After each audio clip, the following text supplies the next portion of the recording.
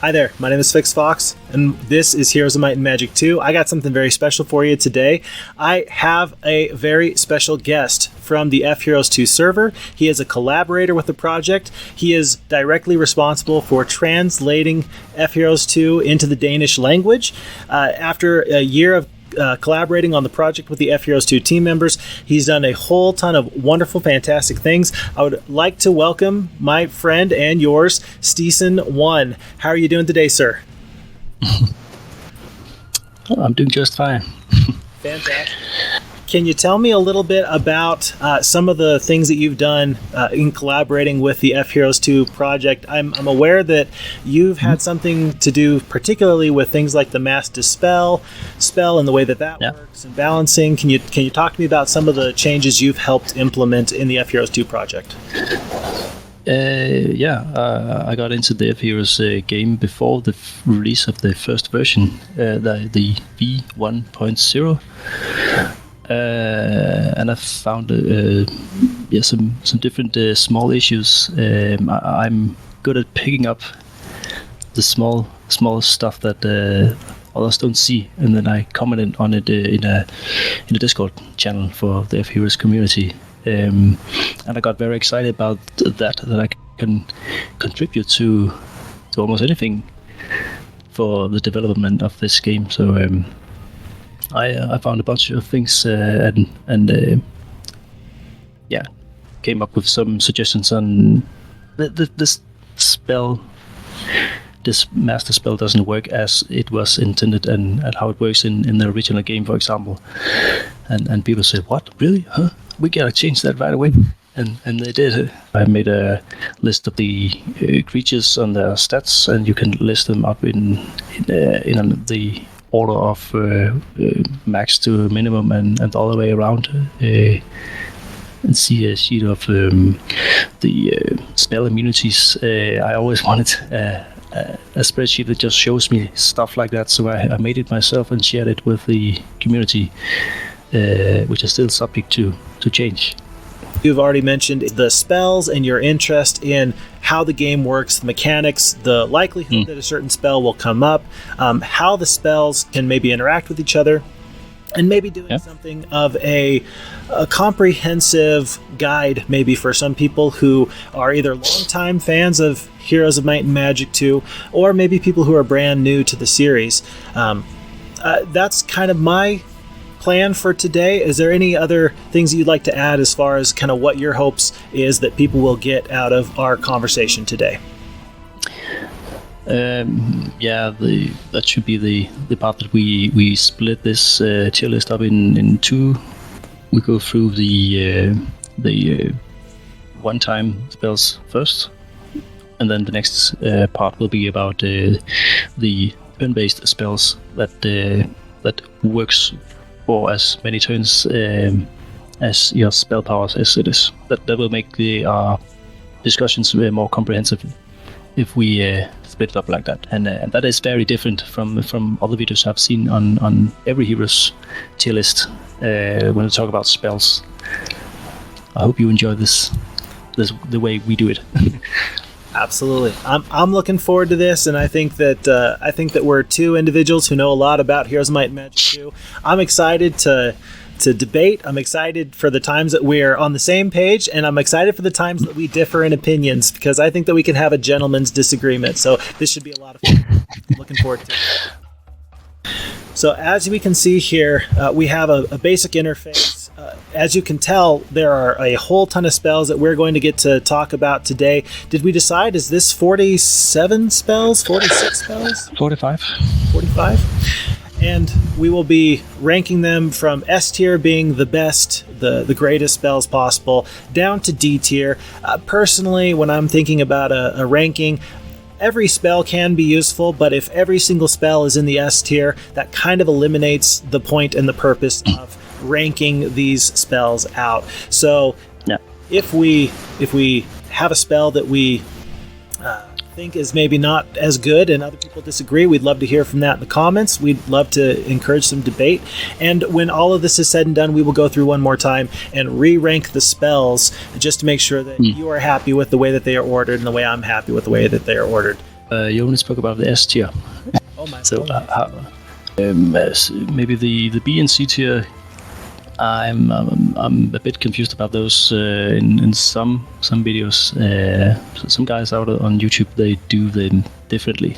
And D tier is trash tier, but not necessarily in our tier list. Definitely. We'll talk about all the ways maybe that you could use a spell. And with that being said, can we actually start with a spell that I think that you recently came up with a very good point on, and that would be the Haunt spell. Can we start with the Haunt spell just for the exact reason that you're talking about? Yeah, why not? I think that the Haunt spell is one of those spells that some people will say is not really a fantastic spell. You ultimately lose control of whatever mine you are haunting. It will then get a certain amount of ghosts that will guard the mine, but really it's if I can't have it, you can't have it either.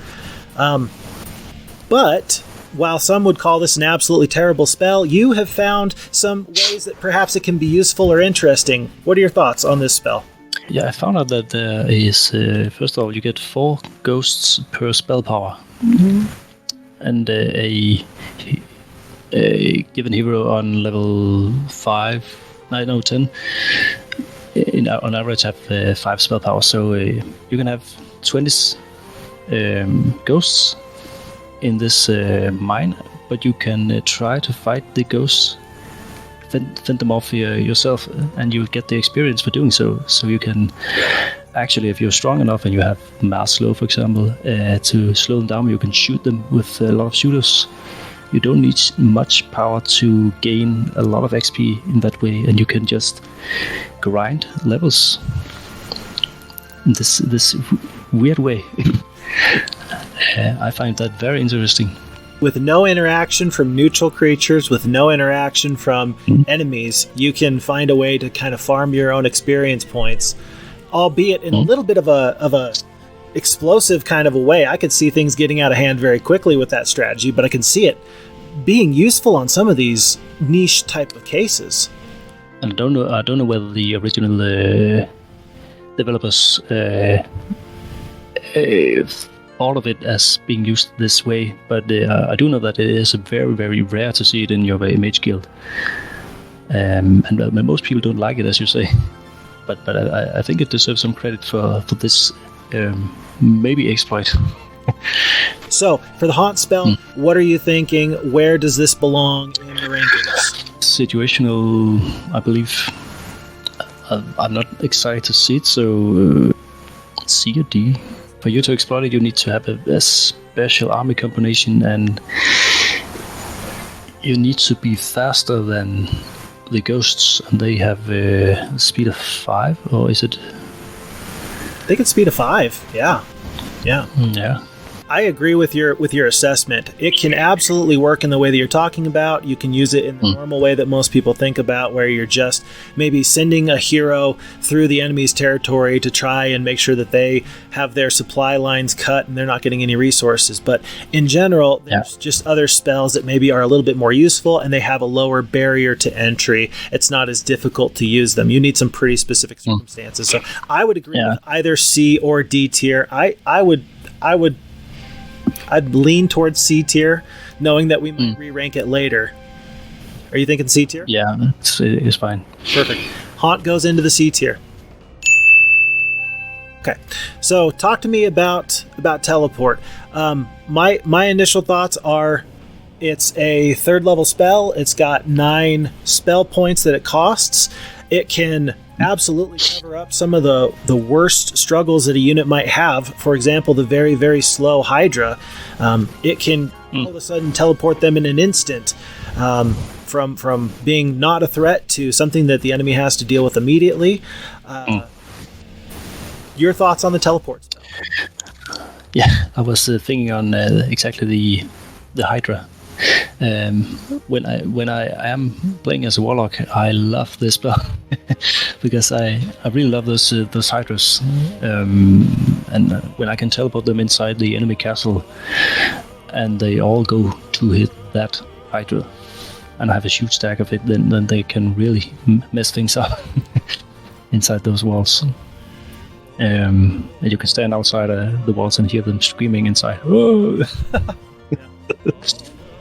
Also, you can teleport a guy that got a blind on it. If you have some Cyclops standing outside and got blinded, you can teleport them inside. They hit it, and then maybe they get paralyzed. I love situations like that too.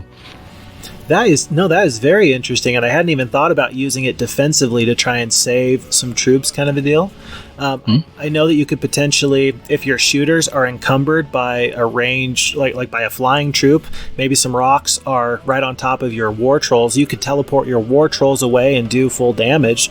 I could see some use cases there as well. So we've already talked about 3 different ways that you could potentially use the teleport spell: defensively, offensively, and Also, if you might be able to mirror image a Titan and then teleport the Titan over to the other side, so as the enemy goes to wipe out the real Titan. Now the mirror image, the other one can just keep shooting. I never tried it out, but in theory, it might be able to happen. Absolutely. Yeah, this is kind of feels like one of those spells that has a really high ceiling. If you are skilled with it, if you are thinking in terms of how best can I use the teleport, you can make some pretty fantastic things happen with this spell.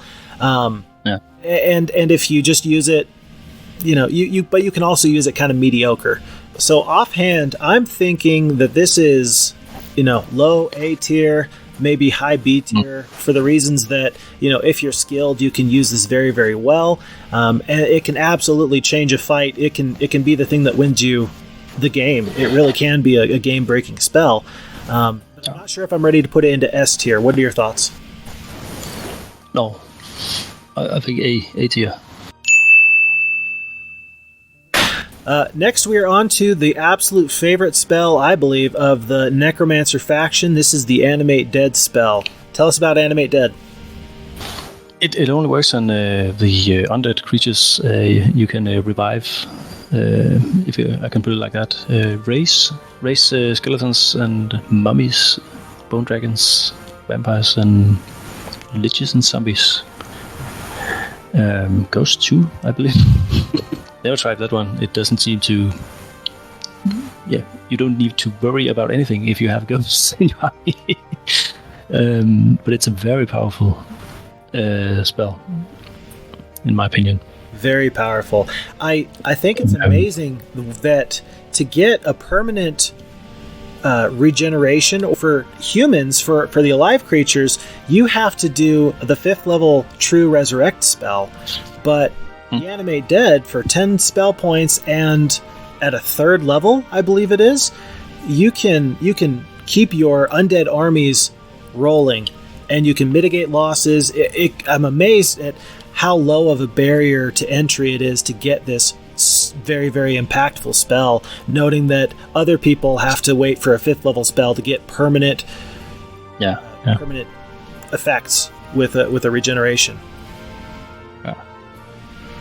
I think it's very it's a rip-off that you buy a 3rd level tier and you get when you get this one, because you get just as excited to get Resurrect True at the 5th level.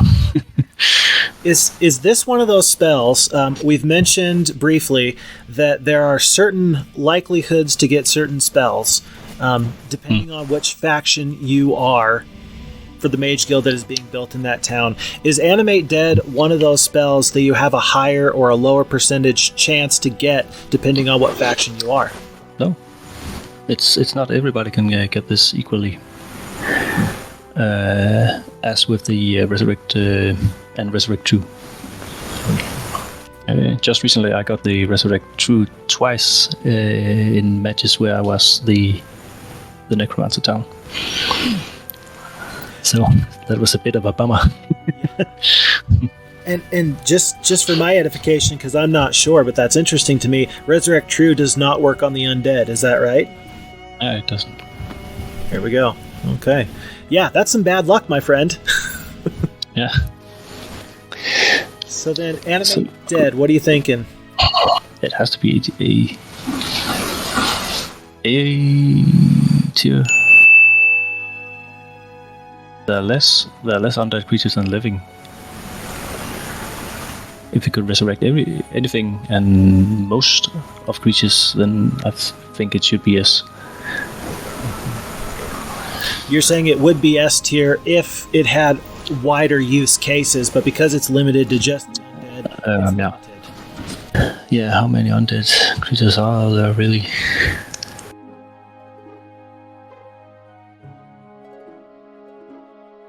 Yep. That's 22% of the entire creature pool. Perfect. to be exact.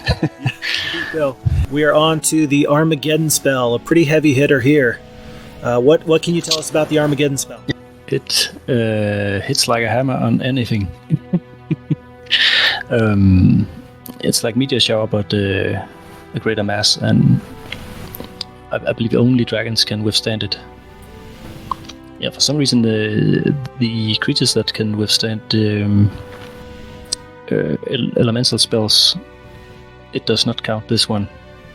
I believe I talked to you recently about it. It must be because of the rocks that actually hits the creature. You can imagine that, and that's why. Sure. So that's super situational. Yeah, I think you're referencing like fire elementals have a certain amount of resistance to those spells. I know that phoenixes, for example, they have a lot of resistance to all elemental spells, and yet Armageddon does take them out. Yeah. And so, yeah, I think that the only two cases where you're not going to take damage is, well, am I a unit that is anti-magicked, or am I a black dragon? Other than that, you're kind of going to hurt yourself just as much as the enemy there.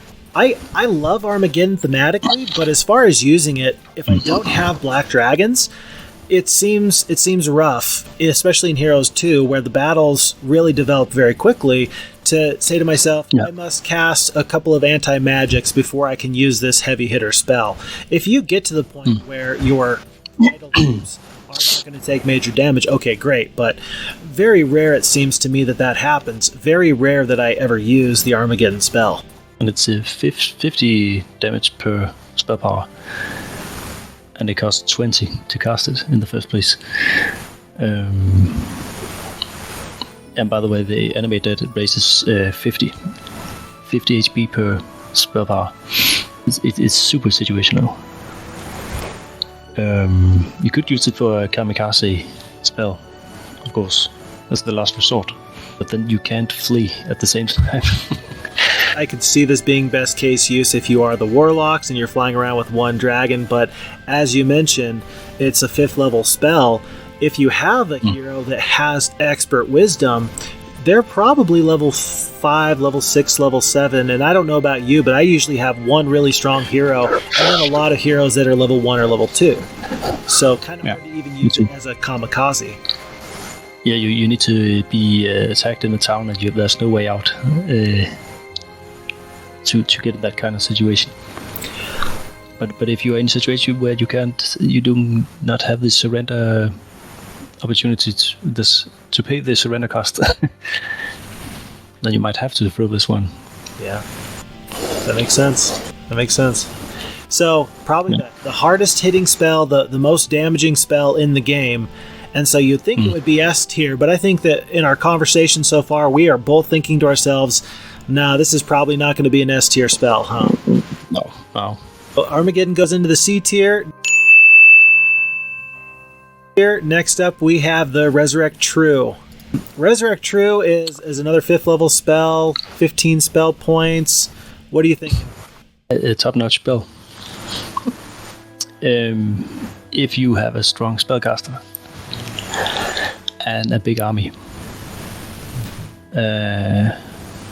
because you need to have the right amount of creatures HP pool for it to work good. Yeah, 50 hit points per spell power. So that might be 250 if you have a spell power of 5. So that's roughly 1 Titan. Yeah. And I don't know offhand, does it round up? Does it round down?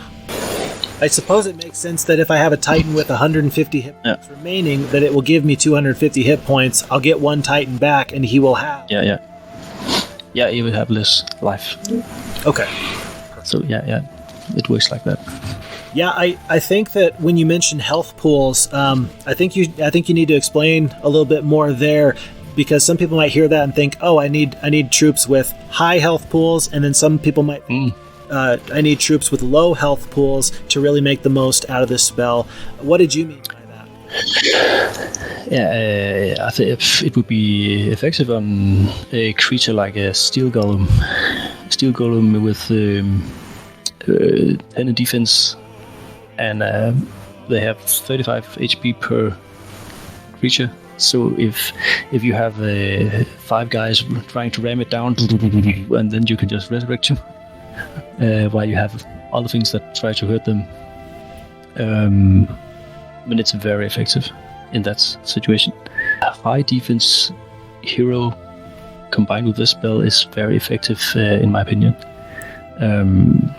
It also kind of render the health pool as being higher than usual when you have high defense. Yeah, a high effective health is the term that I think of it in, where because you have a higher defense, you're making more use out of the hit points you already have, and then you're just basically feeding more hit points into that stack of creatures anyway. So, yeah, that makes sense to what you're talking about there. I think that you touched on the idea that, where is it the strongest? Rarely are you going to get it in the early game, and then between the middle game and the end game, where is it the most strong? I'll tell you, I recently had an instance where I was fighting overwhelming odds. I don't want to spoil anything for anybody else, but it was a lot of bone dragons. And when you're talking about thousands of troops and 43,000 damage taken per turn, Resurrecting True, 1,200 hit points on a stack of Titans isn't nearly so valuable in the end game, just because you're only going to recover 4 Titans when you lost 73 in one go. But I think in the mid game, to prevent some of those losses and the natural attrition that comes, there is no spell better. There are few spells that I would rather have in my 5th level Mage Guild than the Resurrect True. Yeah, you use it to accumulate, to keep troops, and then kind of accumulate more creatures for the end battle with this one. And I like the price. 15 spell points is way better than 20 for Armageddon. Or even, where is it? The summon elementals. I believe that summoning elementals is like 30. Yeah. No brainer. Do I want to get these troops that I'm not going to keep after battle, or do I want the troops that are going to be mine forever? Yeah, no question. So I think that we don't need to labor the point anymore. I think that we both agree that Resurrect True is going into the S tier. Yeah. That feels kind of nice. We've got our first S tier spell. We did it. Any other thoughts on Resurrect True before we move forward? A barbarian gets to use it okay as well, doesn't he? A level 10 barbarian has maybe 2 to 3 spell power, 2 knowledge. So you can use it once, and that's okay. Yeah. When people talk about... he needs expert wisdom as well, so that's very unlikely. Very unlikely. So, yeah. When I think we talk about which is better in Heroes of Might and Magic 2, Might or Magic, people will usually immediately go towards, well, Magic is broken. And for good reason. Because Magic has some very high impact, and it is not dependent on the troops that are on the map. You can have very few troops, and it can absolutely be devastating. And in that regard, that's maybe why some people value the Barbarian and the Knight factions so much lower, because they do not have a general aptitude towards spellcasting. Yeah, I think it's better to speak about them as heroes, because you can have a warlock town with a barbarian, especially on big maps where you have 16 towns of different kinds, and a lot of different heroes too. Definitely, I agree. Okay, so now we are on to Lightning Bolt. I think one of everybody's favorites. Tell me about Lightning Bolt. Yeah, fan favorite. I guess right from the Heroes 1 and through, it's a spell that has always been there. The one you maybe least forget about, because it's very easy to use and has high impact. Good in early game and late game. Gives do 25 damage per spell power. So a fresh hero with maybe a warlock with 3 spell power he can just do 75 worth of damage through the Guardian of Gold Mines, for example. That's very impactful, and that's 7 spell points for it. So you might be casting it twice during a battle. Right off the bat, a level 1 or level 2 hero can probably cast it twice. Barbarian and a knight doesn't get much value from it. But during the late game, a level 10 knight has fine usage. Even just to pick off one stack creases, maybe as an archer with 2 health. You just need that one down so you can ensure that the enemy doesn't escape, surrender. So you can get those nice artifacts, for example. We talk about Lightning Bolt and like a Magic Arrow or a Cold Ray in terms of being a damaging spell, but when you frame it like that, making sure that you take out one whole stack that the enemy has, I mean, I could also see that being considered a type of utility. Yes, the absolute best crowd control is death, and that's ultimately what's happening here.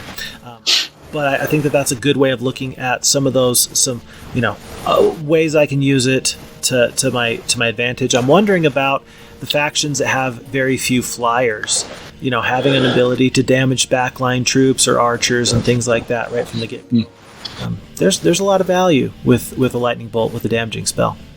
Also, you can pick down those high defense creatures, like the veteran pikemen or the gargoyles with 7 defense or something like that. I use it mostly for those things that are hard to get down by hitting them, and very useful in those cases where you have a battlefield with this wide obstacle in the middle. You can walk around with a fast creature and you're up against some slow ogres maybe. You can just turn by turn pick them down slowly. I think that in my household, we call that a good way to not get a family member to talk to you for a week. If you are playing head-to-head and you run away from me and lightning bolt me to death at over 50 turns, I'm going to have a hard time being friends with you for a minute.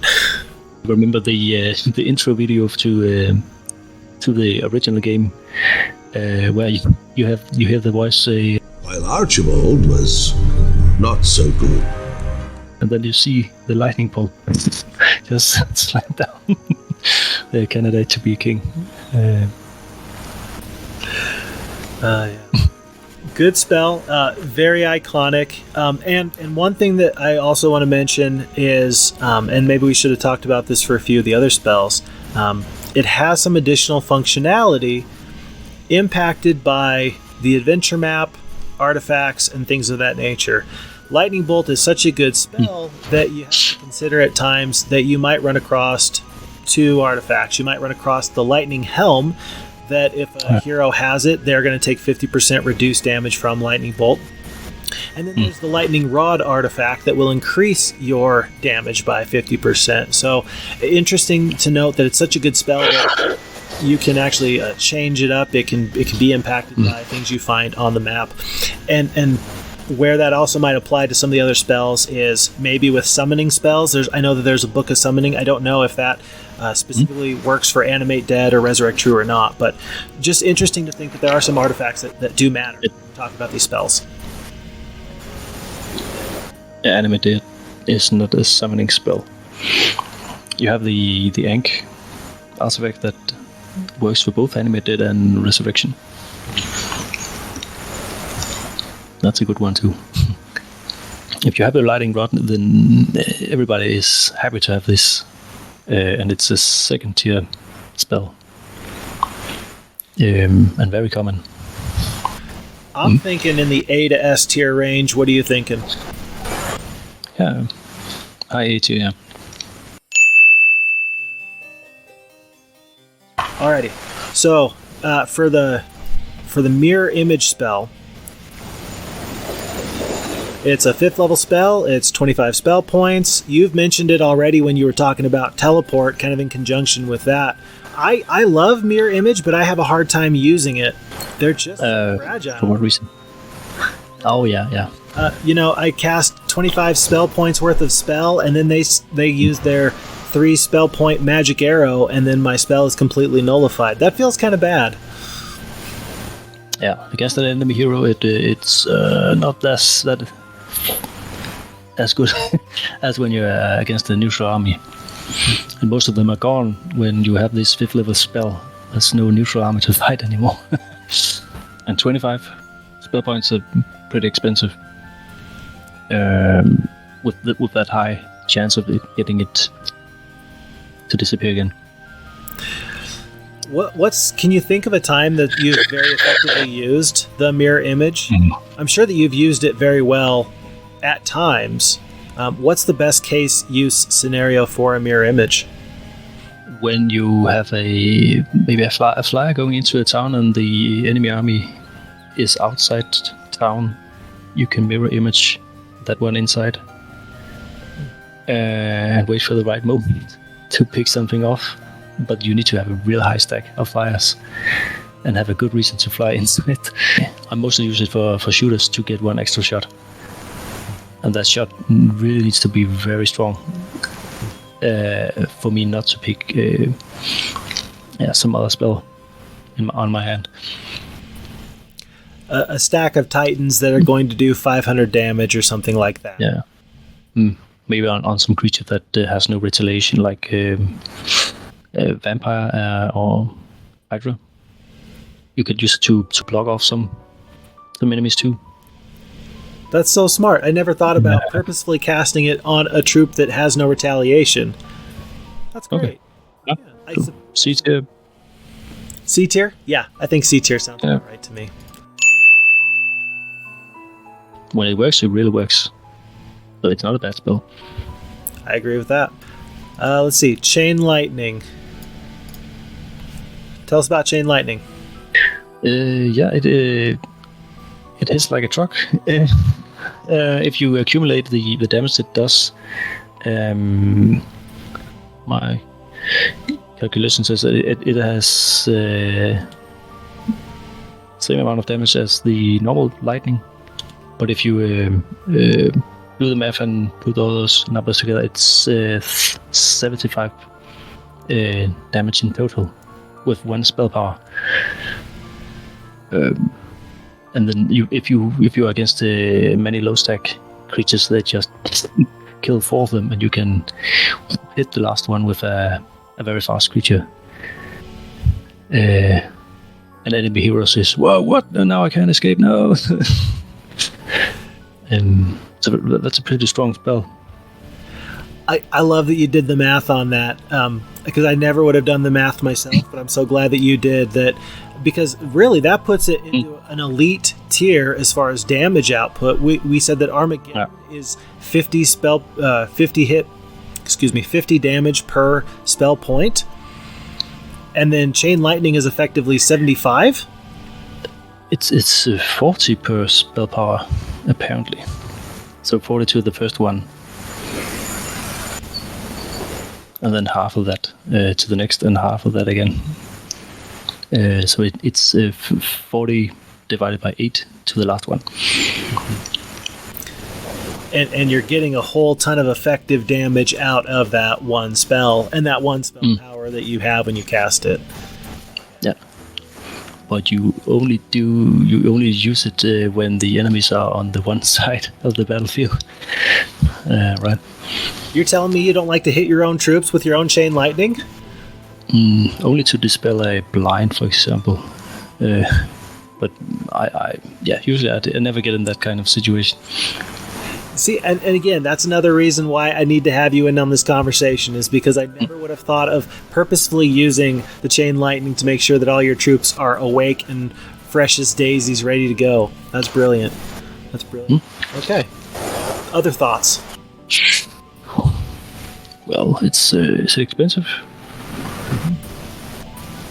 Yeah, 15. It can be quite expensive for some spell users, but you get 3 times the worth of one lightning bolts for the double price. So I think it's definitely in the.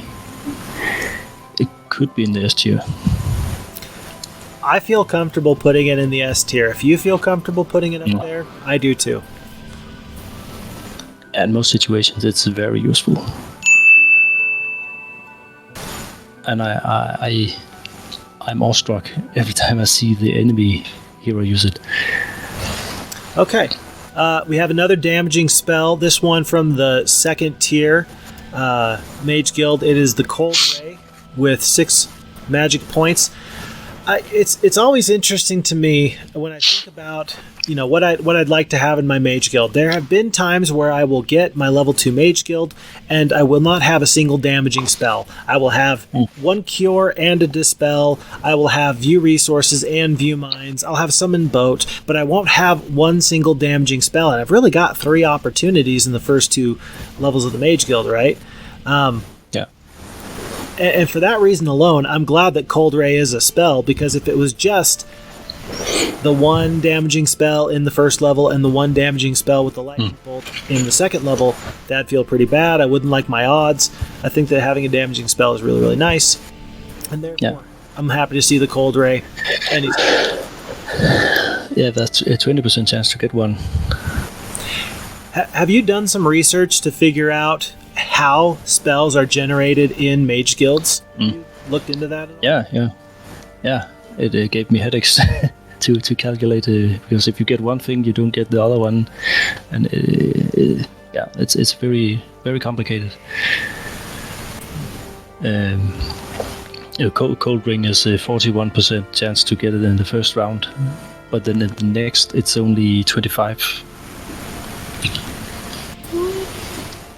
So that's a high probability to get the Cold Ring, which maybe you don't want to see that as much as the Cold Ray spell, right?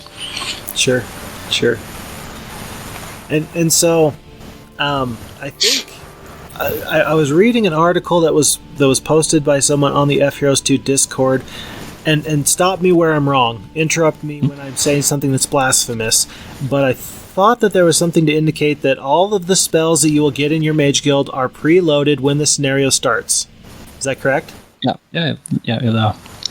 And then they are basically drawn out of a hat which of the level 1 spells or the level 2 spells you'll get, and all of them are drawn even if they're not necessarily taken, as if every Mage Guild had a wizard's library with an extra scroll there. You just don't have access to that scroll, kind of a deal.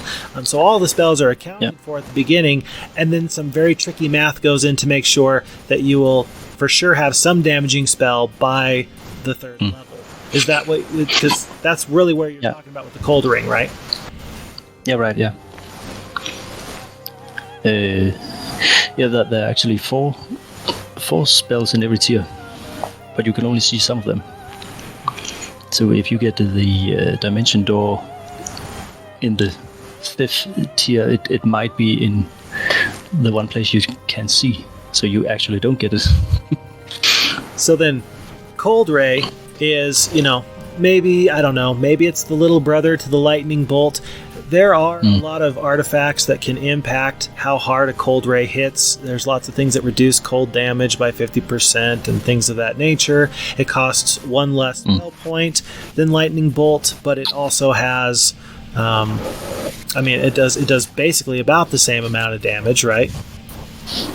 Yeah, it's 20 instead of 25 per spell power. And it's just a little less rare than Lightning Bolt. And there are artifacts that boost this as well. And so for that reason, I mean, are we thinking that it's on the same level as the A tier lightning bolt? Is it just below that in the B tier? Maybe low A tier. Low A tier? I agree with that. If you had told me high B tier, low A tier, I would have gone with either of those. As it stands, I think it's that good of a spell, and one spell that I really heavily rely on personally. Yeah, if you have the 30 spell points, you can use Cold Ray 5 times and Lightning Bolt 4 times. So that one more time can be good. So I would not consider putting it in B tier for that reason. So into the A tier, the Cold Ray goes. Now we have the Cold Ring. Does the same as the Cold Ray. Almost. It makes this weird ring around a single hex on the battlefield, and when you are in a situation where you want to cast this, but you have a Phoenix in the way, of that they're immune to it, but Unicorn then, and it's not so smart to use it then, and the cost of 9. I don't like the cost. It can hit some things, but I find it in very rare situations that you have creatures around you. You almost need to be very aggressive against the enemy, make them want to surround your flyer that is taking hits in order for you to cast this spell. And you can't use it around your shooters so much because they are mostly up in the right corner. In the corners of the map. So I don't see this as a good spell most of the time. I agree. I mostly use the Cold Ray when I'm assaulting a castle and I'm trying to kill these small stacks of creatures that I need to take care of, and I want to avoid an extra round of combat where the garrison is going to shoot down my troops. Having an AoE spell is valuable, but as far as AoE spells go, this one's a little bit weird because of that hole in the very center of the area of effect. You're right, there's a ton of those 2 hex creatures that can't really use it very well in the way that it's intended. And then I could see a situation where 3 gargoyles are surrounding a shooter. And it gives half the damage of the Cold Ray. It's only 10 per spell power. And sometimes the battlefield is in this zigzag hexagon. And then the enemies stand in the wrong position. So the ring will only hit 2 of them. Well, you want it to hit 3.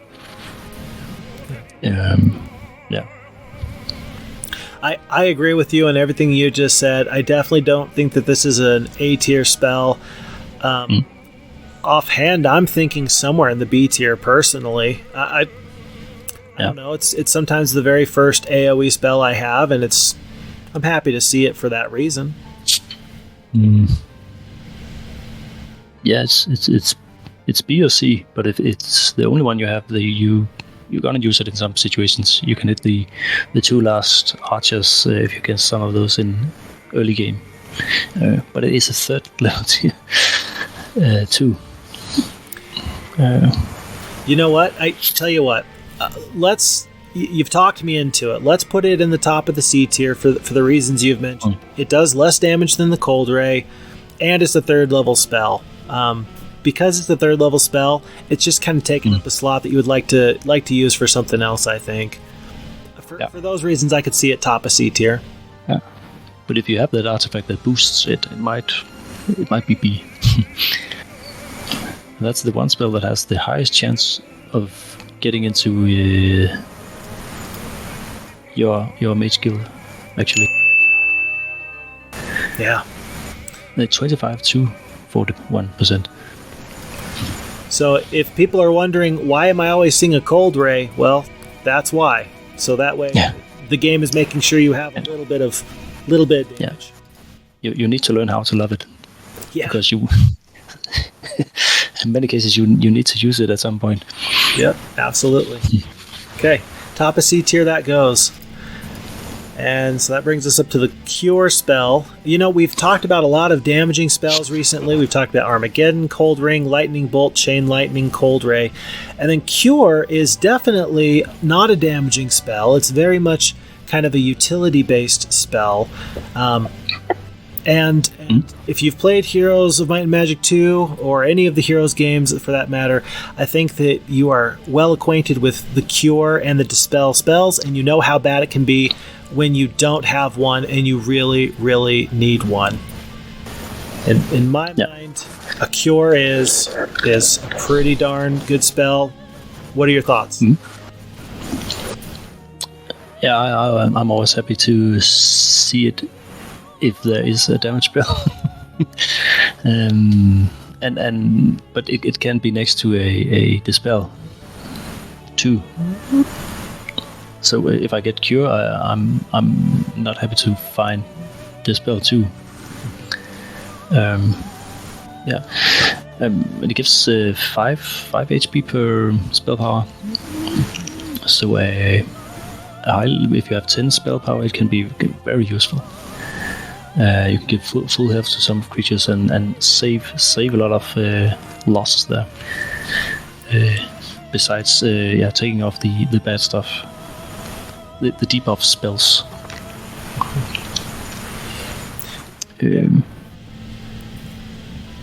I guess I was going to ask, you know, how often do you end up using the Cure because of the heal? Recently, I did it a lot because the enemy couldn't wear down my Titans, for instance. I had so high defense that I could actually just top off the health slowly, and they just couldn't wear that one down. But it was mostly for an experiment that I did it, and I didn't have damaging spells. Definitely. I remember distinctly a situation where I had some war trolls, and because war trolls have the ability to heal up at the end of every round of combat, the Cure was the only thing making it so I didn't lose a single war troll despite their best efforts. So, yeah, I can see some use there. Yeah. Yeah, so is it an A tier spell then?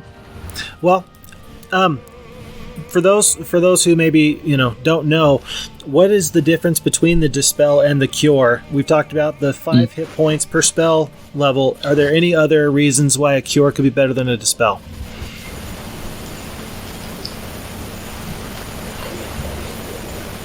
No. Dispel can dispel enemy troops. And I wanna do that too. To dispel a haste, for example. Sure. Yeah, absolutely.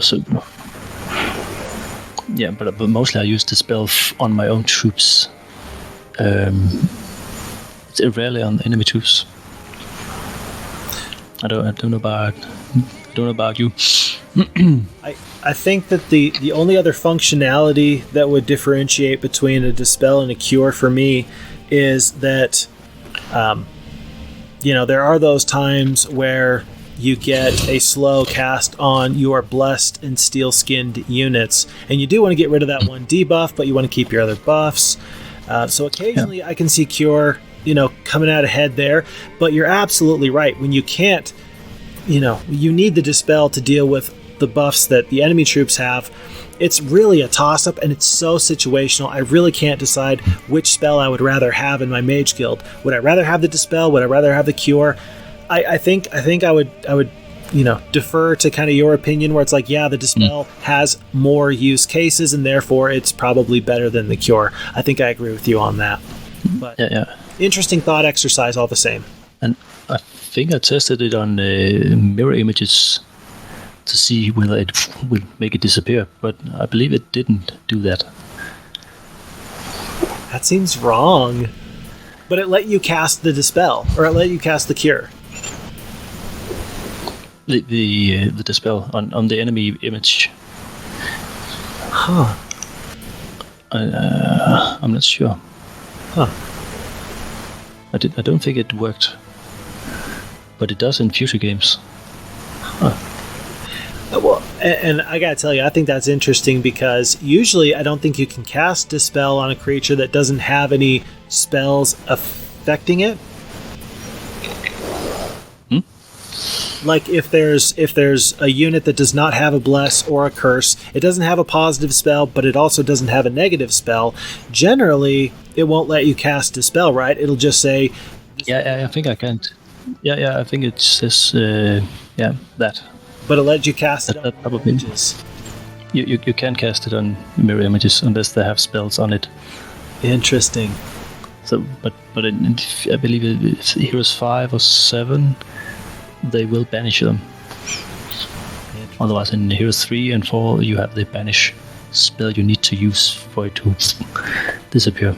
Interesting.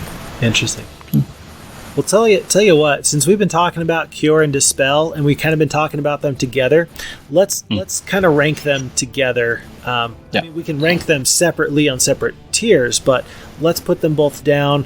I think that we're both saying maybe Dispel in the A tier somewhere. Yeah. Okay. And then Cure, are you thinking that that's A tier, B tier? I'm thinking B tier personally, but I can be swayed. Yeah. Because of the price? Because I can't use it on enemies who are really powerful. Yeah, then B tier. Okay. And something's got to go to the B tier. Something's got to go to the B tier. Hey, I'm still waiting for us to find that one spell that we both agree is absolutely terrible. So far, yeah, it's got to be in there somewhere. It's got to be in there somewhere. Okay. Next up, we got Meteor Shower, another damaging ability, 15 spell points. You have that Mass Dispel and Mass Cure, don't you? Oh, I do have Mass Dispel and I do have Mass Cure. Should we deal with those first? Yeah, why not? Okay. Are they on the same ranking tier as their counterparts? I think Master Spell has more worth than Mass Cure. I agree. It's is it 15? Looks like it says 12 here. Yeah, 12, yeah. And the Mass Cure is 15. And Master Spell is level 3 spell, and Mass Cure is level 4. I find that very interesting. You would rather have the Dispel anyway, and it's got a lower barrier to entry, and it's cheaper to cast. Yeah, I don't get why the Mass Cure is a level 4 spell. So Mass Cure and B as well, or? Yep, I feel comfortable doing it just right together like that. Yeah, I think I'm perfectly fine with that. Yeah, the only major argument is that a Cure and a Mass Cure is more discriminate than a Mass Dispel. Sometimes you don't want to accidentally dispel your own spells, but we're splitting hairs at that point. Again, it's really niche case, and I think we've agreed that one is more useful all the time than the other one. So, yeah, especially when the enemy casts Mass Slow and Mass Haste, then I'm gonna cancel that thing right now. Absolutely.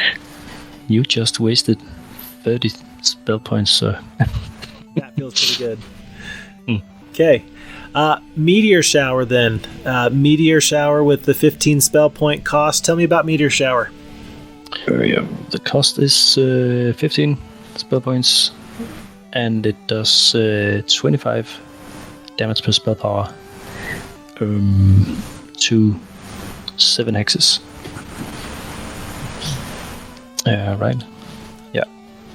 I believe so. It's smaller than the Fireblast, but it's on the same level as the Fireball. Is that right? It's very effective if you have a lot of spell power, because that price really needs to. You really need to get something out of that that high price. Yeah. And the Chain Lightning to the same price for the same price is 3 times the amount of damage. But you can potentially hit all 5 stacks. But you need to be in a very rare situation where you get to have that opportunity. The enemy have to help you out a little bit. Yeah, and if you're fighting a special, if you're attacking a town with 5 stacks, can't all be a 1 hex unit. Right. Probably. So.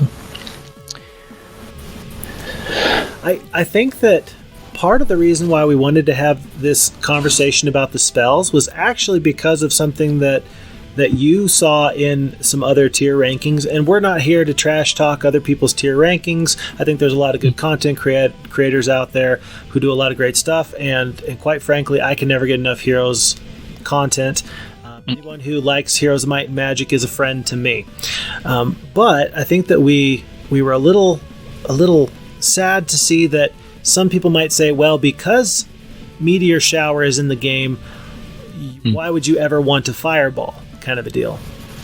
Yeah. A little bit of a conversation about, well, one spell has a higher level, one spell has more spell points, things like that.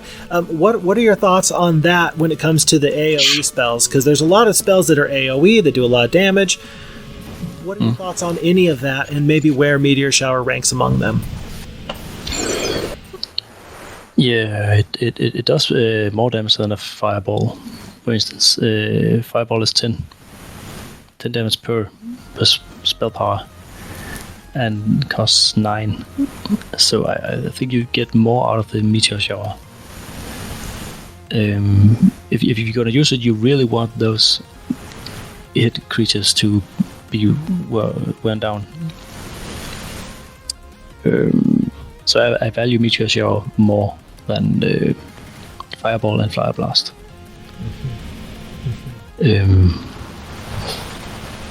Yeah, Fireblast is you can hit it's a field of 19 tiles because it has another hex ring outside of the 7 tiles. And I only use that for hitting a starting row where you have 1 hex between the creatures, and you use a lot of spell points to hit maybe a very small army, neutral army somewhere. I don't find that so useful. Well, if you don't have chain lightning, of course, and you need to finish the battle and so that the enemy can retreat, Fireball is useful for that, but not for the damage, in my opinion. Because you're most likely to hit one of your own with Fireblast. Yeah. And Fireblast is the same price as Meteor Shower. And it's a pretty big damage drop off between the two, right? I mean, how many damage per spell power for Meteor Shower versus Fireblast? Because I seem to feel is it 25 versus 10? Yeah, it's a huge damage downgrade going to the Fireblast. Yeah. But you do have an damage increasing artifact for the fireballs and cold spells, but you do not have something for the Meteor Shower, I believe. You're absolutely right with the Fireblast and Fireball. They can be augmented, and maybe if you see this in your Mage Guild, you may go out of your way on the adventure map to go, fight some Grand Elves that are guarding that one artifact. I could see that making some big changes in your decision making. Yeah. But I agree with you. When you lay it out like that, it's pretty clear to me that the high damage Meteor Shower, maybe the smaller area, but rarely do I find myself using Fireblast, even if it's available. Generally, I would prefer a single target spell that does much greater damage, because 15 damage per spell power is just not that great. Yeah, and I think if we compare the spells, damage spells, on how many times you get to use it in a battle with 10 rounds, maybe, then Meteor Showers will do more than the Fireballs, because no one is gonna stay in the same position as long for that long. And I believe the AF Heroes 2 AI actually does something when you hit them with 3 fireballs in a row, they change up their positions. I saw that yesterday in a battle, but maybe that was a coincidence. No, I think you're on. I find that very interesting. I think you're onto something. I have seen some times where I will be casting the same spell a couple of times in a row, and the F Heroes 2 AI will change their entire strategy as if they know, okay, you're going to keep blinding me. Okay, you're going to keep doing this spell to me, whatever the case is. And I think you're absolutely right. That's the thing. So all of this is a long conversation about AoE spells, and it started with talking about the Meteor Shower and kind of comparing them all. Do we feel comfortable kind of bringing all of the AoE spells here together, at least these ones anyway, and ranking them right now? Okay. I tell you what, I don't know how you feel about this. This might be a controversial opinion. What do you think about making Fireblast our first D tier spell? Yeah. Yeah? Yeah. I can't remember ever using it. Unless it was my last resort, I didn't have anything else. Yeah, it's because of the damage. You really need that artifact to boost it at least, for it to work in any way. So I've talked you into Fireblast going into the D tier. What about the Meteor Shower? Yeah, it's an AoE spell. B tier? A. No. It's situation, so maybe B is better. You think a Cold Ray is better than a Meteor Shower? That you find more situations where that is usable. And in a battle, you need to. You can use the Cold Ray almost 3 times before you get the value out of 1 Meteor Shower. Tell you what, I'll compromise. I'll go with B tier if it's at the top of the B tier. How's that sound? Yeah. Okay. It is a good spell. Okay, top of the B tier for the Meteor Shower then. And then for the Fireball, we put its big brother, the Fireblast, down into the D tier. Is Fireball D tier, or is it somewhere better? You want it next to the Fireblast? You know what? I don't know. I think when I think about the Fireball, I like it better. Yeah, I think it's better. I think that the lower spell cost, and I think that it does about the same thing. It's really closer to the Cold Ring for me, If I don't have one AoE spell, I'm feeling pretty bad. And for that reason, I would think that Fireball should avoid the D tier. Yeah, I think that too. So I'm just right now. I'm just going to put it at the bottom of the C tier for now. It could go closer to the Cold Ring. In fact, maybe it should. But for now, we can re-look at the list later. How about? Yeah. Sometimes you can open 2 holes next to an archer or something like that with Fireball, and the enemy can be very unexpected to see that. Oh, what happened? Definitely. Okay. Alrighty. Next up, we got the Death Ripple and the Death Wave abilities. Might as well talk about those at the same time. Very unique spells. Very low use cases unless you are the Necromancers. Kind of similar to the Animate Dead in that regard. If you're not the Necromancers, you may not find any use out of these spells. But for a second and a third level spell at 6 magic points and 10 magic points, it's got some functionality if you're the Necromancers. What do you think? Yeah, it does. And actually, there's something to it. These spells, when it comes to the probability to get it in your town, there's a very high chance to get it if you are in a town, and a super low chance to get it in the night castle, for example. It's under 1% chance to see it in any other faction. So yeah, there have been some discussion on the Discord channel whether is it really possible to see this? Is that the way it should be? Isn't it a bug or something like that? But no, that it's the way it should be. Yeah. Tell you what though, it makes sense as far as the warlocks go.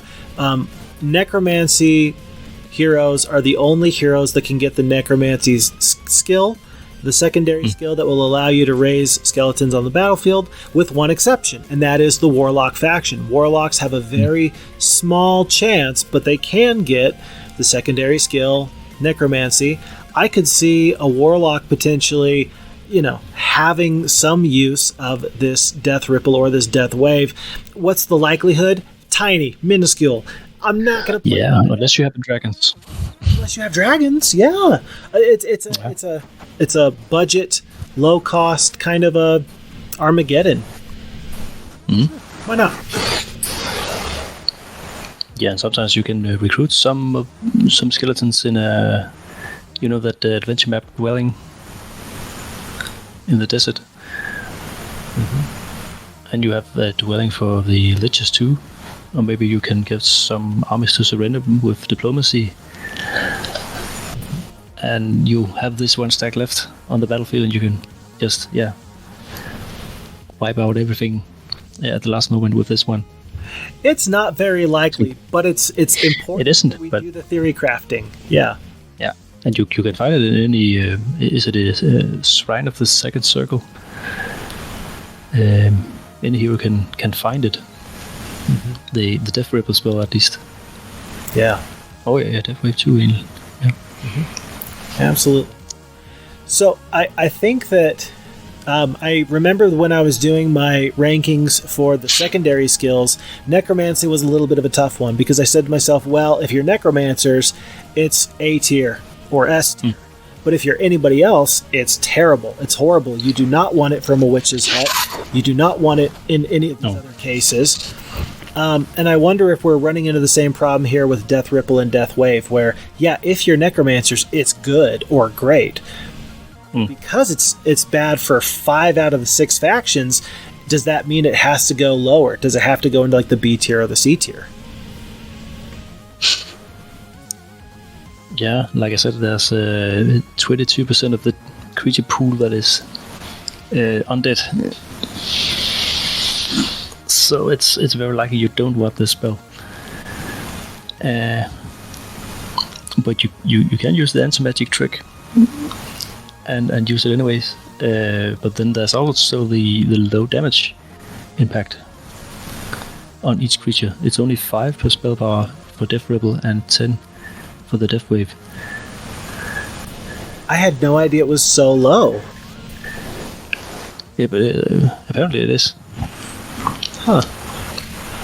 I mean, say that you're a necromancer with, say you're a level 3 necromancer with 5 spell power, it's going to do 50 damage to every live stack on the battlefield. It's good, but it's not amazing, especially for your 5 spell power. Well, I'll tell you my thoughts. My thoughts are, because I can't put it into the S tier or the A tier, and I definitely don't want to put it into the D tier or the C tier. I'm thinking maybe top of C tier, maybe solidly in the B tier. That's my opinion. Controversial or not, that's my opinion. Maybe in the middle. Right in the middle? Yeah, because we need to consider that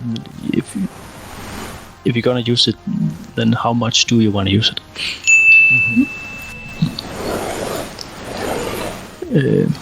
Next to other damage spells. Yeah. What other spells do what they do, just better or more situational? Yeah. But Death Wave is more valuable than Death Ripple. Okay. Death Wave, Death Ripple into the B tier. We agree. Not Death Ripple in down to C then. You think so? Death Ripple into the C tier? It's only half damage. Okay.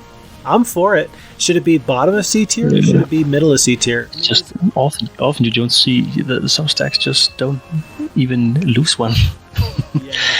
And it does way better impact than if you can just wear down one Crusader or something like that. Yep. It does make a difference. I agree with you. I would rank it below, say, Armageddon, because when you need the Armageddon, it's going to have a huge effect size. It's going to come in clutch. Death Ripple, even when you really need it, it's going to be kind of mediocre. Early levels, it can be great to help you farm and get a huge stack of skeletons. But again, which would I rather have when I really need it? An Armageddon or a Death Ripple? Yeah. Yeah, against low HP creatures, it's efficient. Definitely. Okay. We got one more damaging spell here. This is the Magic Arrow. Level 1 spell. What are you thinking with the Magic Arrow? Yeah, there's a 20% chance, a 14 to 20% chance to get this one. And I don't think that anybody is unhappy to see this one. Even if you don't get any other, this one is always useful. I thought to myself during this day that it could easily be an S tier for me. It's only 3, cost of 3 to use it, and you use it to pick up things. And during the early game, you can actually do some good stuff with it. Is it 10 damage per spell power, but at the cost of 3, you can throw it 3 times with a barbarian, and it can actually be useful for him too. Whereas the lightning or cold ray isn't that useful for a barbarian during the early game. Maybe even in the late game too. That is the analysis I live for. That is a hot take that some people is going to raise their eyebrows a little bit. They're going to say, "What? What did he just say?" And yet, you know what? For the reasons that you just laid out, for the cost, for the functionality, for the fact that everybody can use it, from the barbarian to the warlock, because it fills its role 3 times per knowledge. Yeah. I mean, for all the reasons you've listed, I tell you what, I think you've made the argument for me. I think that if I had said it would have been A tier, I think that you've made the argument well enough that I'm willing to put that into S tier. I really am. Magic Arrow goes into the S tier. And now we're on to the Elemental Storm. Elemental Storm, 15 magic points, level 4 spell. It is basically doing half the damage that the Armageddon is doing.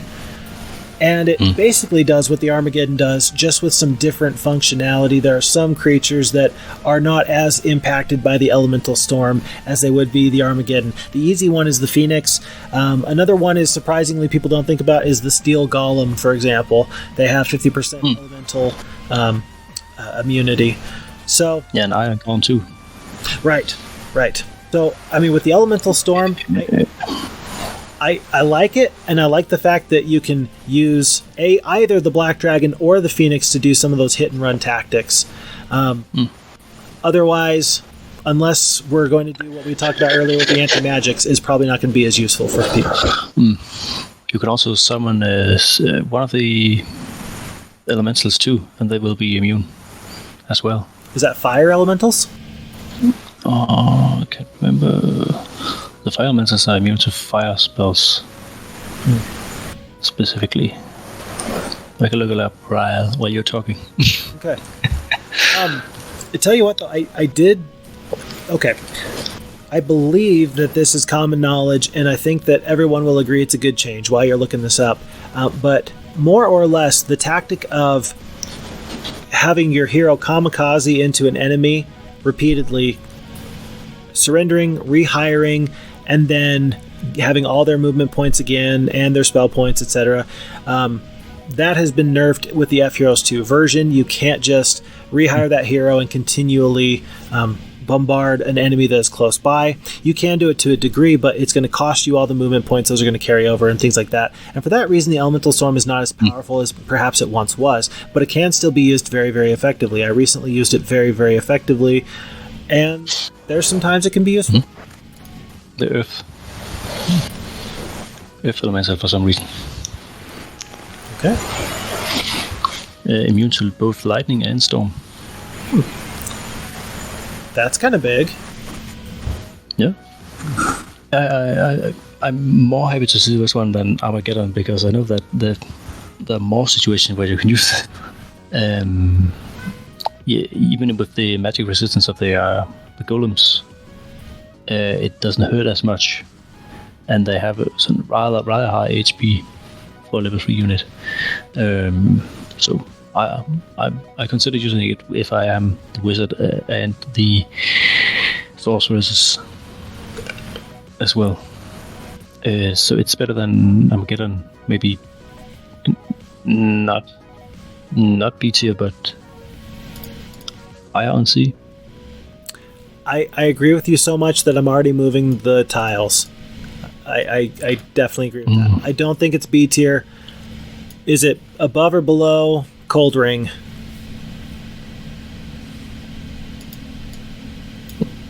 It might be.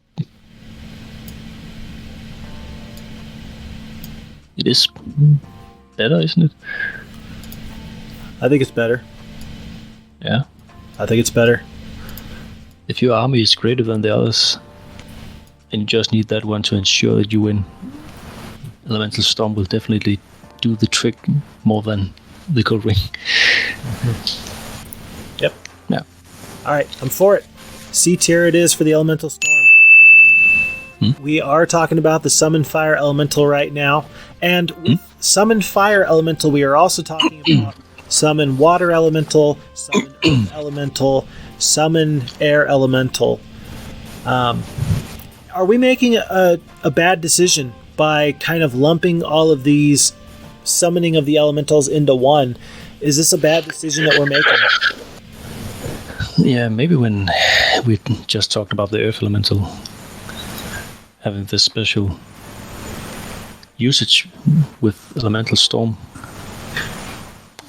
I find those just rather more useful also to... They have 40 HP. Oh, no, 50. They have the most HP out of all 4 of them. And they have 8 defense, so they're very defensive as well. You get 3 elementals no matter which one you summon.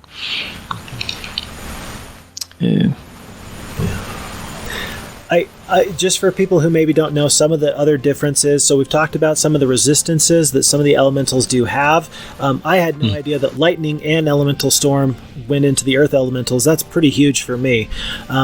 But the earth elementals are the tankiest and the slowest moving. The air elementals are the fastest, and they actually have the highest range of damage in the game. Their lowest damage is 2, their max damage is 8, so they're a great candidate for the Bless spell. They also have some of their own resistances as well. And then the fire and the water elementals are just kind of in between there. I think that the fire elementals are a little more offensively minded than the water elementals. But the standouts are the earth elementals as being very tanky, and the air elementals being a higher variance troop, but very fast. In all Heroes games, I value the Earth Elementals as the real one, and the others are not as good. I think when it comes down to, are we making the right choice by combining them or not? I think that there's a lot of nuance. I think that there's a lot of times where you would prefer one over the other. You're saying, very, very much so, the Earth Elemental is your favorite. And I would tend to agree with that. I would rather see Earth Elementals in my army than any other. I do agree with that. But is it a whole tier difference? If it isn't a tier of a difference, then we can stack it together. And I don't think it's a tier of a difference. That's a great way of putting it. Very succinct. Yeah. Very succinct. Okay. So with that being said, I didn't realize you're only getting 3 elementals per level of spell power. That's kind of a low effect size, in my opinion. Yeah, you need a lot of spell power for it. I think the best thing about them needs to be that they can survive more than one round. So you can stack them. You can have lots of them. Tanking and blocking the way for the enemies. I don't consider them as damage dealers. They are damage eaters. Cannon fodder, you might say.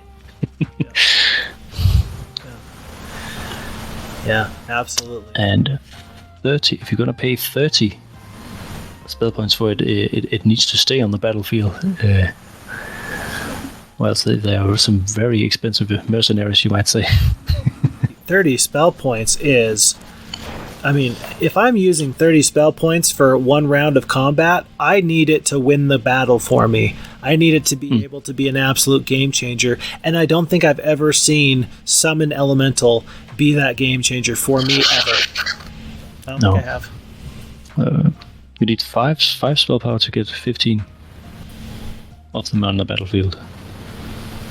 And 15 times 40 HP. Yeah.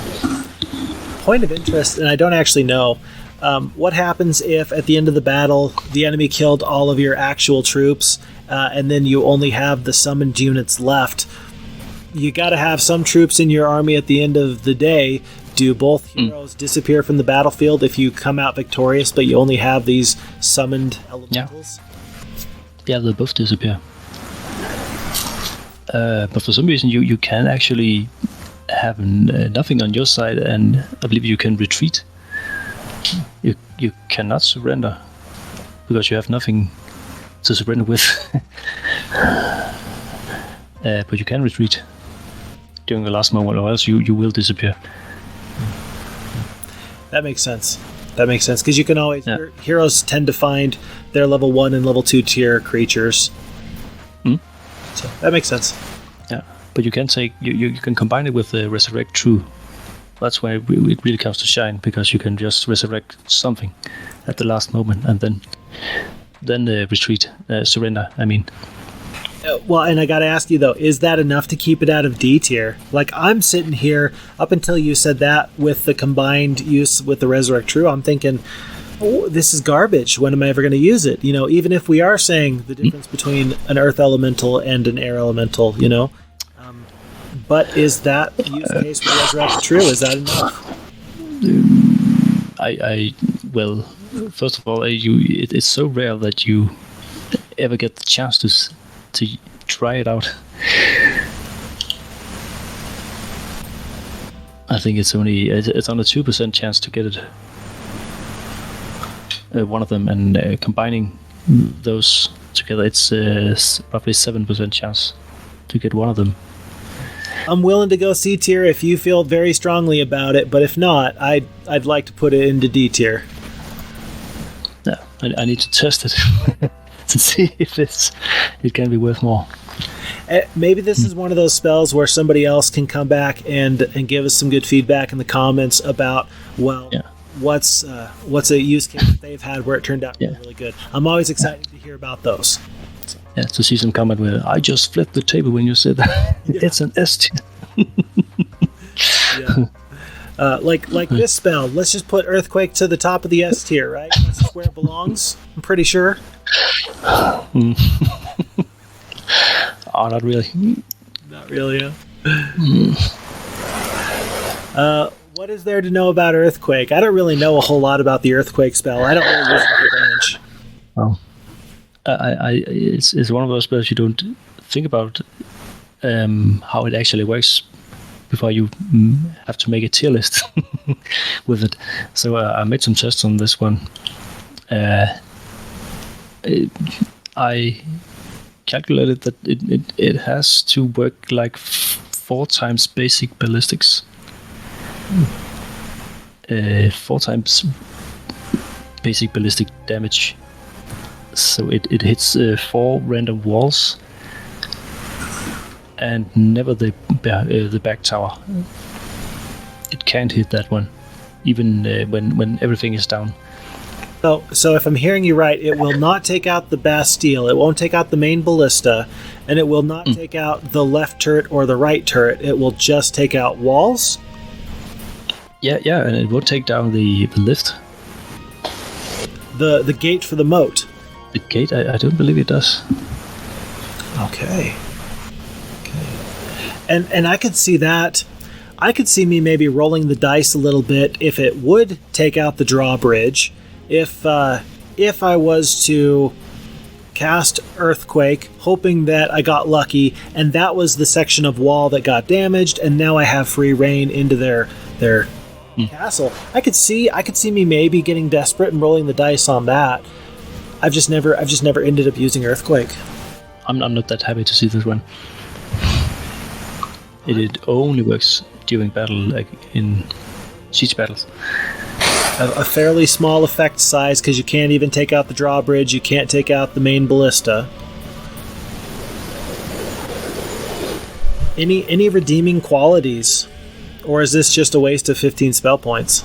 I think I changed my mind about that drawbridge. It will take it down if there isn't anything else. If there isn't anything else, it will preferably hit the walls. Okay. I think, but yeah. That matters. That's a big difference, I think. So, I mean, with that, I think that it'll save it from being in the D tier, but I don't know if it's going to be much higher than the C tier. No. I don't use it I don't really use it. But maybe I should. I don't know. It's valuable to heroes that don't have ballistics, but okay. Alrighty, Earthquake into the bottom of the C tier then. And then I think that we should probably talk about Holy Shout and Holy Word together in the same way that we talked about the Death Wave and the Death Ripple spells. So then Holy Shout and Holy Word. So Holy Word is the lower level of the two. They do the same thing. Holy Shout is just the improved Holy Word spell. It will damage all the undead troops on the battlefield. As far as I'm aware, it has no other uses than that. And I think we've said that it's 22% of all the creatures in the game are undead? So, I don't know what the numbers are as far as the damage per spell power, though. The Holy Word does the same damage as Death Wave, and Holy Shout does double of that. So it's 20 damage for the Holy Shout, and 10 for Holy Word. It's decent. If I was a Necromancer player, I would take this knowledge and I would be very upset. It's like, why is everybody picking on me? What the heck? Yeah, but it is a niche spell too, and you get it in the 4th level tier. The Holy Shout. That's true. But I'm very happy to see this one if I'm up against Haunted Shipwreck or the Haunted Mines. And the Haunted Mines from the get-go, if you don't haunt them yourself, it's always a gold mine, I believe. And then this one was just, kill them. Yeah, there's been some times where Holy Word and Holy Shout have been some terrific spells for me. It's very situational. One of my all-time favorite maps is Ghost Planet by Charles Watkins. I love that map, and when you're up against, hordes of undead, there's no better friend to have than a Holy Shout spell.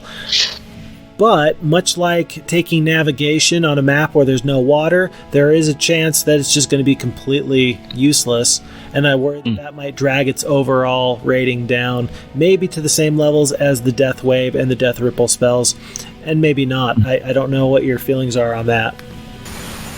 Yeah, somehow I think they both maybe... Oh, yeah, we need to consider that we are in a situation where we can use it. Should it be both in B then?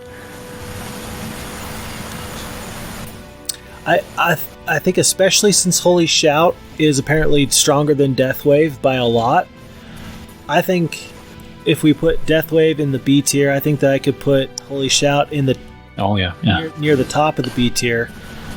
I don't know. I don't know. Does Holy Word do enough to put itself in? Oh, Holy Shout is only 10. No, you pay 12 points for Holy Shout and only 9 for Holy Word. Holy Word is even cheaper than Death Wave. But Death Ripple is only 6, which is interesting. Yeah, but it does less damage too. True. I think I heard some agreement. Maybe we put Holy Shout somewhere here in the B tier. Yeah.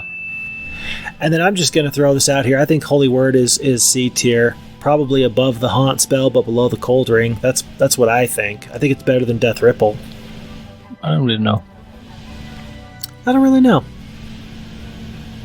Tell you what, though, I just realized this haunt being above Armageddon and mirror image is really bothering me. I know that we're going to adjust things later, but that's really bothering me. I'm sorry. I've just got to do this. I'm so sorry. Okay. Fine. Sorry. That bothers me. But Holy Word. Yes, it is. Up next is Resurrect. So we've got Resurrect True in the S tier. Now we got Resurrect. Less functionality than the Resurrect True, but still good. A 4th level spell instead of a 5th.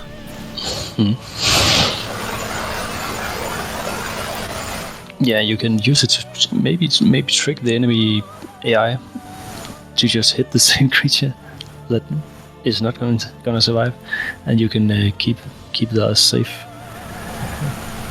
I think it can be used to just keep your archers safe, whichever one you have. Keep killing that one unit, and you keep resurrecting them. I agree. And I think you can do that more in the F Heroes 2 game than you could at Heroes 2, because I think that the AI does a better job of trying to win every single fight. Sometimes it felt like the Heroes Gold would just do its best to do as much damage as possible, and it wasn't really trying to win the fight. It was just trying to brute force its way. I think the F Heroes 2 AI does a better job of trying to win every fight, even if that means it's going to take some short-term losses for some potentially long-term gains. And so the F Heroes 2 is probably going to recognize, this stack of Phoenixes, I still have to beat it eventually if I'm going to win this fight. I need to take them out now. They're my biggest threat. And then Resurrect can keep that stack going. Yeah, I don't know whether they are programmed to consider that these creatures aren't real in some way. Yeah. So they're going to hit something else. I haven't tested that one. Same. But in the original game, they always go for the most vulnerable creatures. So they're gonna hit down those goblins if you have those, and you don't have any orcs left, and then the Cyclops can just sat them down for some reason. Are you thinking, is this going to be B tier, A tier, S tier? I don't think it's going to fall into the C tier. It has some value, just like the teleport, but not as much. But the same tier as the Animate Dead. Probably lower than the Animate Dead, because Animate Dead is permanent. Yeah. And it is a 4th level tier. I like that. Cost 12 to 12 against the 15 for the Resurrect True. It's rather expensive. It's expensive. Well, it is expensive, but I also think that Resurrect True is not as expensive as it should be. I think Resurrect True should be 20 to 25 spell points. It's that good of a spell. Yeah. But if you can resurrect enough, so you can actually stack up high numbers, you can think of it as a damaging spell. With the utility too. Yeah. So it must be in the tier. We just hit a major milestone where that is all of the combat spells that we had. Remember that we did start off with the Haunt spell. That was the very first spell that we did. It is an adventure map spell. The adventure map spells have a lot of different functionality than you would find in a damaging spell or a combat spell, but they can be useful all the same. I think that one thing I've seen a lot is people generally underestimate the value of some of these spells, like the view mines, the view towns, the view resources, things like that. I really think that players don't use those spells as often as they should. It can give some very valuable information. I think an outlier, but I really think that these adventure map spells can be very good. Let's start off then, I guess, as far as these spells go, with the set Water Guardian, set Fire Guardian, set Earth Guardian, set Air Guardian. We already had the discussion about, are they a whole tier's difference between air to earth elementals for setting a guardian on a mine? I think that we've decided it's not that big of a deal. It's better spell than Haunt, because if it's on your own mind, then that way you're still going to get the resources for it. It just means that a low-level hero with one halfling can't just take the mind from you. But it's also fairly expensive because it's 15 spell points, and I believe that these are 4th level spells. So yeah, and they are very rare too. Beneath the 2% chance to get one of these. Yeah, so it's even more rare than Town Gate and View All. And 15 spell points and 4 creatures per spell power. It's kind of bad. That is yeah. I really think the worst thing, from my opinion, is that it's probably going to be my main hero that needs to cast this spell to get some good value out of it. And I don't want my hero guarding my mines or walking through territory I already control. I want my main hero on the front lines, out there finding artifacts, collecting resources, doing battle, things like that. And so it seems like a spell that's better for a hero that I don't really like. And that brings it down. I only see the use for this in PvP battles or matches, because I rarely see an enemy who walk around with one peasant, something like that, just to collect mines. They always have an armor that could at least take out such a mine guarded by 20 elementals. Let me ask you this: would it be a better spell if the enemy could not tell that it was guarded, the mine that they were trying to take, until they actually stepped on it? Kind of like how rogues will ambush you when you try and come across loot. Would this spell be better if it was not, widely known to everyone? Oh yeah, hey, by the way, you have to fight some guardians to take this mine. It could be interesting if you couldn't see the guards. Yeah. But the original designers had an AI which could see everything, so it could have worked. True, very true. I believe. And in the next games, it's even worse, this spell, because you can guard any mine with your own troops anyway. So. Yep, absolutely. I think the haunt spell is way more impactful. Potentially. Definitely. 1,000 peasants can beat all these water guardians. There's a good chance that 1,000 peasants might not be able to take a haunted mine. So I think it's a D tier spell. Okay, D tier it is. Yeah, I think we're on the same page with that. Definitely below haunt. I'll put it in the D tier. Yeah. That sounds great to me. We are on to one of the most game-breaking spells in the game. This is the Dimension Door. Tell me about Dimension Door. It's a cheat spell, in my opinion. If you have it yourself, it almost makes the game boring sometimes, because you can just jump over everything, even places that isn't intended to be jumped over. It can break the map design of some sort. It's like pressing a code to break through walls. In some games, right? I think it's the cost of only 10 spell points that bugs me. Yeah. Maybe 30 would be more reasonable. But when you get it, you're happy to see it. But it is an S tier spell. I don't think we need to discuss it much at all. I would put it above Magic Arrow. Would you? I mean, I would put it above Chain Lightning. Yeah. Would you? Yeah. Does it go to the very top of S tier? Is it better than Resurrect True? Yeah, I think it is. I think so. I agree with you.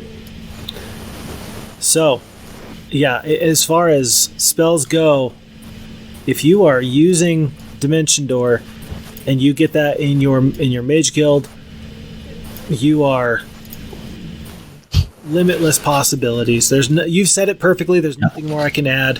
Dimension Door is king. So then let's talk about the next couple of spells, and let's actually bring up a couple of them all together so we can talk about them at the same time. there's all these view resources. And so what we have here is view mines, view towns, view resources, view artifacts, and then view all, which I do consider view all to be quite different than the others, but it's still in that same general area. Oh, and view heroes, of course, is also in that kind of category here. Yeah. I kind of said what I thought about the view spells to preface this. What are your thoughts about the view spells? They are all cheap. I believe, it's 1 to 3 spell points you need to spend on this. I always find use for these spells, except for maybe the view resources and view artifacts are less valuable to me than view mines and view towns and heroes. And view all, of course. So maybe view resources and view artifacts should be in C. So view resources, view artifacts, those are in the C tier. I think that view all could be considered an A tier spell because it does everything. Even as a third level spell, I think that it could be considered A tier. I'd feel comfortable putting the other ones, the view heroes, the view towns, and the view mines. I think I'd be comfortable putting those in the B tier. Yeah, but the resources and artifacts, it disappears. You can't see where they were, but the mines stay put. So at some point they are just that has no value. Definitely. So I think there should be a tier beneath the rest. I'm happy with all those. How about these other two spells that are kind of grouped together? We've got the town portal and the town gate spells. They're similar, but very different. One's a 4th level spell, being the town gate. One's the 5th level spell with the town portal. Yeah, the town gate is it's useful on maps where there are a few towns because you know where you go when you use it. And I believe the developers have made it possible to see. You need to confirm. Do you really want to go here or not? That change makes it more worth. I believe, but Town Gate is an S tier spell, and Town Portal. Yep. B. Okay. B tier to me. Yep. I think I'm just fine with that. That makes perfect sense. We then have 2 adventure map spells that will allow us to get some additional information on the adventure map. There's the Visions spell and the Identify Hero spell. Yeah. Now, I think Identify Hero is a level 2 spell and Visions is a level 3.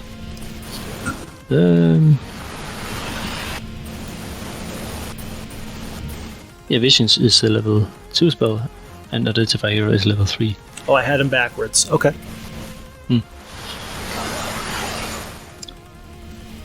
So the one that people use is the Identify Hero, maybe, where you can see all information on every hero, I believe. I'm putting it into the C tier. Gonna make sure I don't cover up your face, though. We've officially run out of room. I'm gonna eat that spell up. Yeah. It's nice that the tier ranking is kind of going the way I always hope that my tier rankings go, where you have a somewhat normal distribution. Yeah, there's more spells in the C tier than anywhere else, but we have a couple of D tier spells, we have a couple of S tier spells, and then we have a good smattering kind of in the middle. That makes me feel okay. But the Summon Boat spell. I love this one. Usually I'm happy to see this one.